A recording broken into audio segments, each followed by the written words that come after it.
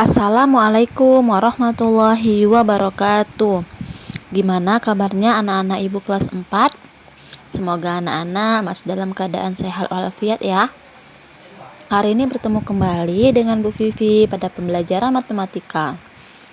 Nah, kita masuk ke bab baru ya anak-anak ya, mengenai statistika. Hari ini kita akan belajar bagaimana cara menafsirkan data dalam bentuk tabel dan juga diagram batang. Sebelumnya, mari kita sama-sama ya melafazkan basmalah. Bismillahirrahmanirrahim. Yuk, diangkat tangannya, kita baca doa belajar bersama.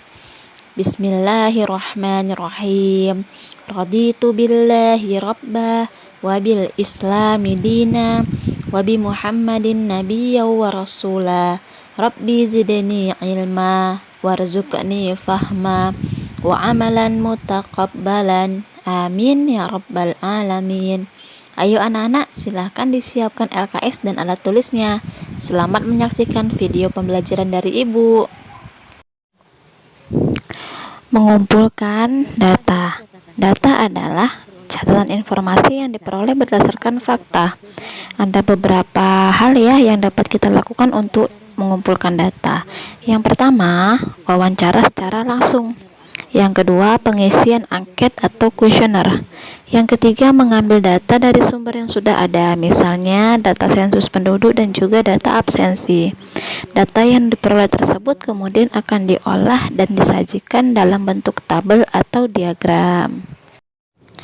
Oke anak-anak, ada perbedaan antara membaca dan juga menafsirkan data dalam bentuk tabel ya. Nah, kalau membaca data menyebutkan informasi yang tertulis pada tabel, sedangkan menafsirkan data yaitu menemukan informasi lain yang tidak tertulis pada tabel tersebut. Oke, coba anak-anak perhatikan contoh dari tabel di bawah ya. Nah, jadi kalau contoh membaca data itu, yang pertama, yang mendapat nilai 9 ada 2 orang siswa.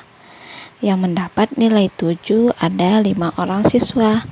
Yang mendapat nilai 5 ada 2 orang siswa, begitu seterusnya. Nah, kalau contoh menafsirkan data yaitu 1, nilai tertingginya adalah 9. Yang kedua, siswa yang mendapat nilai lebih kecil dari 7 adalah 5 siswa. Dan yang terakhir, jumlah siswa adalah 16 orang. Menafsirkan data kita dapat dari tabel di samping anak-anak, berbeda dengan membaca data yang memang sudah tertulis di tabel tersebut. Oke anak-anak, coba diperhatikan contoh berikut ya. Nah, perhatikan tabel banyak pengunjung kebun binatang selama 1 minggu berikut ini. Nah, ada hari Senin ada 25 orang pengunjung, Selasa 19, Rabu dan seterusnya sampai hari Ahad ya, sampai Minggu. Pertanyaannya, pada hari apa jumlah pengunjung paling sedikit? Yang B, berapa jumlah pengunjung pada akhir pekan Sabtu Minggu? C, berapa rata-rata pengunjung perharinya? Oke, itu pertanyaannya ya. Yuk kita jawab berdasarkan tabel di samping. Oke, kita jawab satu persatu ya nak.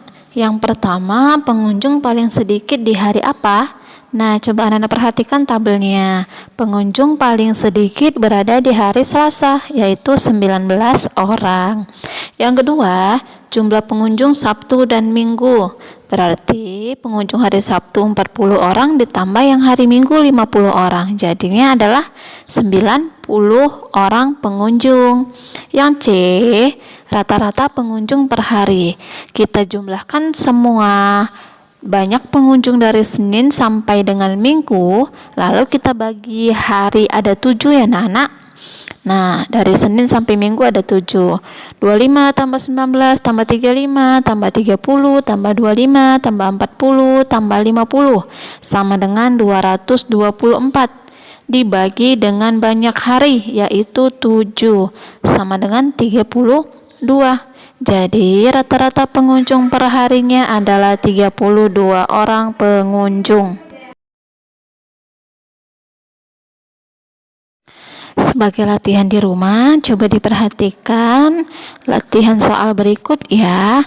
Soal nomor 1 dan 2 silahkan dikerjakan di buku latihannya ya anak-anak ya. Kemudian jawabannya boleh difotokan japri ke Bu Vivi.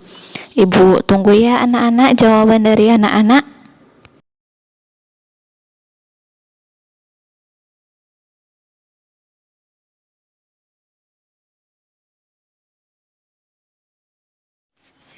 Oke anak-anak, demikian ya pembelajaran kita hari ini. Silahkan LKS-nya dikerjakan. Kalau ada yang tidak dimengerti, boleh tanya ke ibu. Kita tutup pembelajaran kita dengan melafazkan hamdalah. Alhamdulillahirrabbilalamin. Lebih dan kurang ibu mohon maaf. Assalamualaikum warahmatullahi wabarakatuh.